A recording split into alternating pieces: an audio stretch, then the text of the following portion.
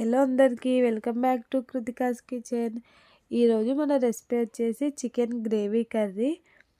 చపాతీకైనా లేదా రైస్లోకైనా లేదా బగారా రైస్లోకైనా సింపుల్గా టేస్ట్ అయితే చాలా బాగుంటుందండి. ఈ రెసిపీ ఎలా చేయాలో చూసేద్దాం. ముందుగా నేనైతే 1 kg చికెన్ అయితే తీసుకొని అంతా కూడా శుభ్రంగా కడిగేసి అయితే పెట్టేసుకున్నాను. ఇందులోనే 1 టేబుల్ స్పూన్ పసుపు, 1.5 టేబుల్ స్పూన్ అల్లం వెల్లుల్లి పేస్ట్, మన టేస్ట్కు తగినంత సాల్ట్, అలాగే మన స్పైస్కి తగినంత కారం అయితే యాడ్ చేసుకుందాము. ఇందులోనే ఒక పెద్ద సైజు నిమ్మకాయని తీసుకొని గింజలు లేకుండా తీసుకొని అంతా కూడా నిమ్మరసంని పిండుకొని బాగా మసాలాలన్నీ చికెన్కి పట్టేలాగా అయితే కలిపేసుకొని ఒక 30 మినిట్స్ అయితే మ్యారినేట్ చేసి పెట్టేసుకుందాము. ఇక్కడ నేనైతే కర్రీకి కావాల్సిన వెజిటేబుల్స్ అన్నీ కట్ చేసి పెట్టేసుకున్నానండి.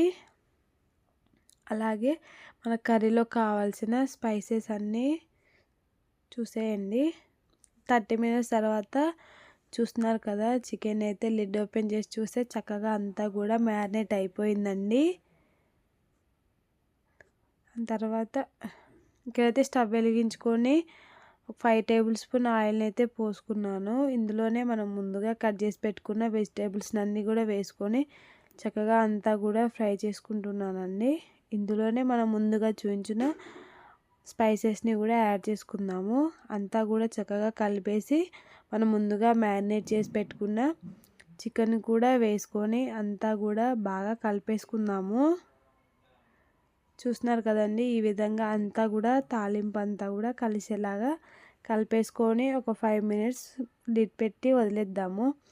5 మినిట్స్ తర్వాత చూస్తున్నారు కదండి, చక్కగా అంతా కూడా ఉడుకుతుంది. అంతా కూడా మరొకసారి కలుపుకొని మరి ఇంకో 10 మినిట్స్ అయితే ఉడికించుకుందామండి. చూస్తున్నారు కదా, 10 మినిట్స్ తర్వాత మళ్ళీ లిడ్ ఓపెన్ చేసి చూస్తే ఇలాగైతే చక్కగా అంతా కూడా ఉడికిపోయిందండి. మరొకసారి అంతా కూడా కలుపుకొని అయితే ఉడికించుకుందాము, లేదంటే అడిగంటిపోతుందండి. ఈ విధంగా కలుపుకొని ఇందులోనే ఒక టేబుల్ స్పూన్ అంతా కసూరి మేతిని అయితే వేసుకుందాము. వేసుకొని అలాగే 1 టేబుల్ స్పూన్ గరం మసాలా, గుప్పెడు కొత్తిమీరని వేసుకొని చక్కగా అంతా కూడా కలిపేసుకుందామండి. ఈ విధంగా అంతా కూడా కలిపేసుకొని ఒక 5 మినిట్స్ లిడ్ పెట్టి అయితే ఉడికించుకుందాము. సింపుల్ అండ్ టేస్టీ రెసిపీ అండి. త్వరగా అయిపోతుంది ఈ రెసిపీ అనేది. చాలా అంటే చాలా బాగుంటుంది. ఈ వీడియో కనుక మీకు నచ్చినట్లయితే please do like and subscribe. Thank you for watching.